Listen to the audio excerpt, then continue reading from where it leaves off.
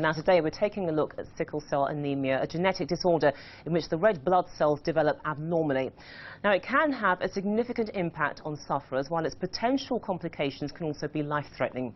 Well, today is World Sickle Cell Day, and campaigners will not only be doing their bit to raise public awareness of the condition, but they'll also be trying to debunk a few myths. Well, joining me in the studio is Emade Thomas, who's from the Sickle Cell Society, and Fumi Foster, who was diagnosed with the condition as a baby. A very good morning to both of you. Now, Emade, you've actually brought some props with you, just to give us an idea about how sickle cell actually works. I mean, take us through this. Okay, just to describe what it is, it's a genetic blood condition that affects the hemoglobin in your blood. Hemoglobin takes oxygen around your body and it gives blood its red color. People with sickle cell have a type of hemoglobin that causes their red blood cells to change from this round shape That's here. That's a normal blood cell shape. That's a normal blood cell. It changes from this shape to that sickle shape, you know, a curved cutlass, that's where it gets its name from, sickle, and it changes to this shape when it gives up the oxygen, causing a lot of blood blockages when it goes through the blood vessels, causing the pain, the definitive pain known as a crisis. A lot of people would have heard of crisis. When the blood cells change to that shape, they can't flow easily through the blood vessels and they cause pain. They deprive the organs of oxygen. In time, organ degeneration, causing all sorts of complications. It's a very, very debilitating condition. And there are quite a few myths surrounding it, because, for example, there are some cultures where the disease has actually been blamed on witchcraft and even class factors. I mean, where does that come from? I think because it has to do with blood, because a lot of cultures, or rather some cultures, blood is something, you know, in that culture that is meant to be sacred and all that sort of thing. And I think because it's to do with blood, some of these myths come about. Also, I think because people sort of think it as a black disease, and that black is in inverted commas, they then start thinking, oh, it's, you know, a curse on the black race and all that, when in fact there's a perfectly good explanation why it affects mainly people who are from so-called black countries. But at the end of the day, it's a genetic disease, so it can affect absolutely anybody. Exactly. I mean, in terms of some of these myths as well, I mean, here's one, this is taken from the NHS website. It says, I'm not sick and neither is my partner, so our children can't inherit a disorder. Does that stack up mathematically?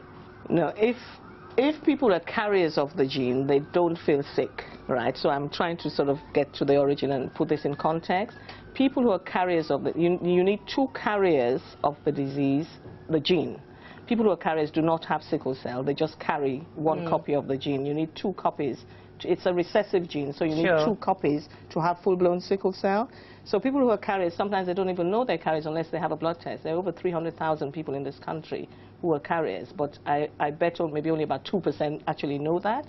Now, carriers of the disease, it's when they come together to have a child, there's then a 25% chance that that child will have full-blown sickle cell. So I guess that's where that's coming from. Like, we don't feel sick, we don't have anything. How can our child possibly have sickle cell? Right. Now, another one of these myths, which has been taken from the NHS website, and I'm quoting here, it says, I'm a white person, so I don't need to worry about this.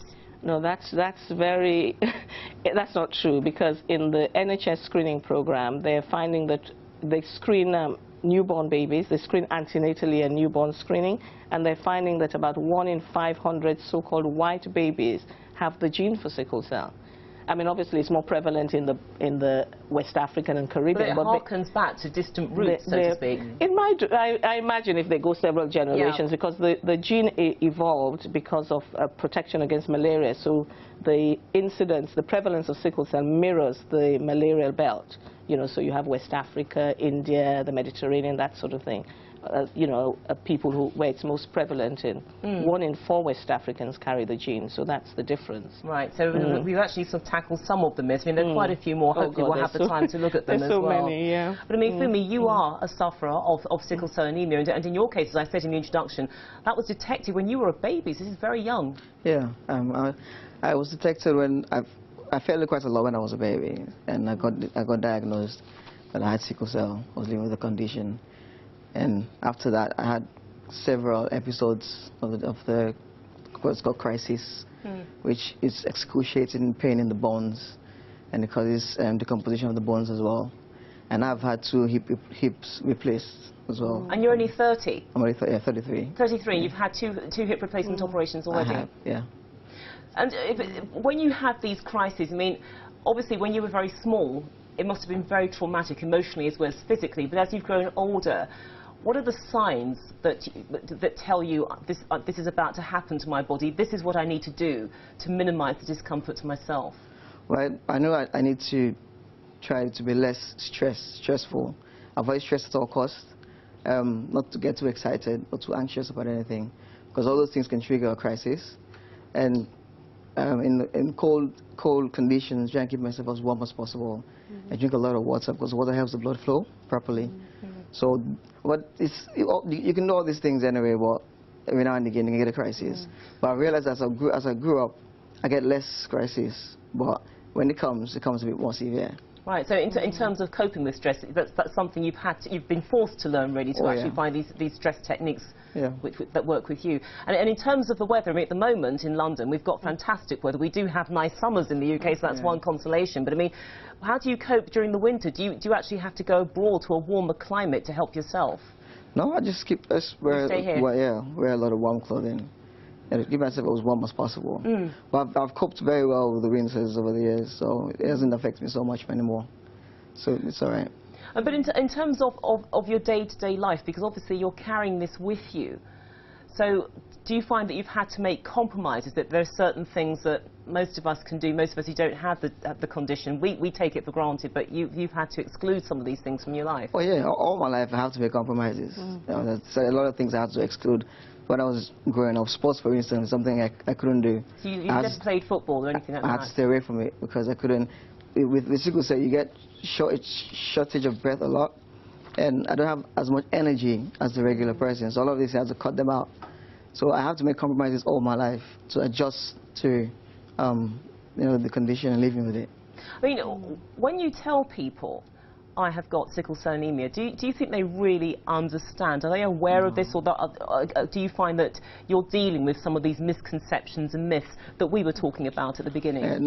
Nobody can really understand sickle cell except you have the condition, or you know somebody really close to you with the condition. Otherwise you never understand it. The people never understand it. So I've always had this problem with trying to explain myself to people all the time, over and over again, because even if you tell them now, in a couple of weeks they forget anyway. They'll ask you to do something that you cannot do over and over again. So people will never understand it except someone who has the condition, or someone who has somebody close to them who's living with the condition. So then you have to remind them, look, I can't do this because... Yeah, I can't do this because of this condition. And sometimes it's difficult because I don't like talking about it all the time. So sometimes I just try to ignore, and stay away from certain things that put me in that situation. I mean, we were talking about the myths prevailing around this. It is a genetic condition, but do you find that there are some people who probably think, oh, it's probably similar to something like HIV, that you can only get it if it's sexually transmitted? Exactly, because they both affect blood, so that's right. And also people, I have had people think if they want to test my blood, they're probably testing me for HIV, and all this, and you know how similarly with HIV there's this thing about black disease, and so sometimes they equate it. And I think, as I say, I think there's a lot of stigma around sickle cell, and I believe, especially with the fact that it's passed on, I think a lot of parents blame themselves, so they shut it out. In fact, I've had people say that it's skipped a generation simply because they don't want to actually admit that they passed on that gene, and they thought, oh, it's from your grandfather or grandparent, it wasn't from me. But of course, it doesn't skip a generation. It's, you inherit genes from your direct biological parents. So there's all that, you know. It must be very worrying, though, that some people do equate it with HIV, because I would imagine that probably makes them more afraid to get tested, even though you're just simply being tested to see whether you've actually got this condition, to actually learn how to live with it. Because Fumi, you've done this very well. You've lived successfully with this condition. You're an example of how it can be managed.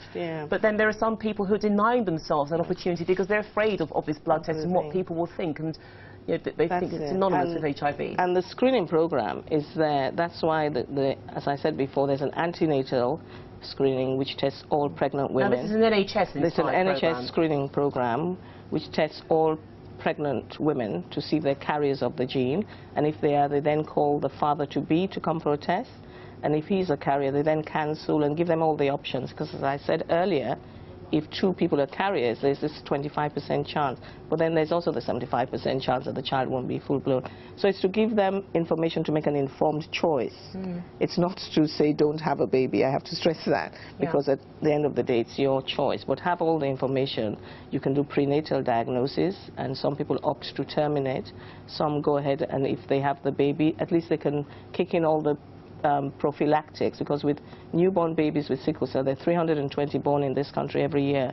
They then kick in with penicillin to prevent infections, folic acid and all that. That's why the screening program is there. So is it one of those conditions, therefore, that, you know, if it's caught very early, particularly when you're talking about young babies, you can't get rid of it, but you can contain it? Exactly. You can manage it. Because they did do a trial about infection and penicillin, and the fact that children with sickle cell who are on penicillin survive, you know, the really bad infections, you know, like pneumococcal, you know, and all this sort of thing, you know, by the bacteria pneumococcal. They're particularly susceptible to things like that, so the penicillin has to be there. And that's the point that you made, Fumi, that when this was diagnosed, you suddenly found yourself being vulnerable to other illnesses as well. Oh yeah, you're quite vulnerable. You're quite vulnerable to a lot of other illnesses, infections, and all that. So the penicillin helps a lot, helps build your resistance to all these things. Because with sickle cells, it damages the bones, and it also affects the organs as well, because it's a blood-related disease. So the penicillin helps prevent, I mean, to a certain extent, prevent all these problems. But I suppose that the worry has to be that that penicillins are often resistant to certain things as well, a bit like antibiotics. So, is that a worry that you have as well as a sufferer of sickle cell? Not really, not really.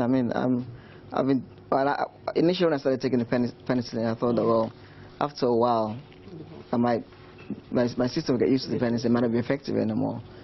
But I've just been taking it, and it's been working, to be honest. You know what I mean? And I haven't had a lot of crises. As I grow older, crises have become a lot less, which is good. I mean, you look great, you have a very active life, and you're here. So look, both of you, thank you so much for coming in, and especially you for actually debunking some of those myths. Thank you so much, and I wish you a happy day, and that you really managed to get that message across and continue to debunk a few more myths. But thank you. World Sickle Cell Day, raising the awareness. Absolutely. Well, I think you two have done it brilliantly. Thank you so much. Thank you very much. Thank you. Now, you're watching This Day live here in Arise News. Stay with us.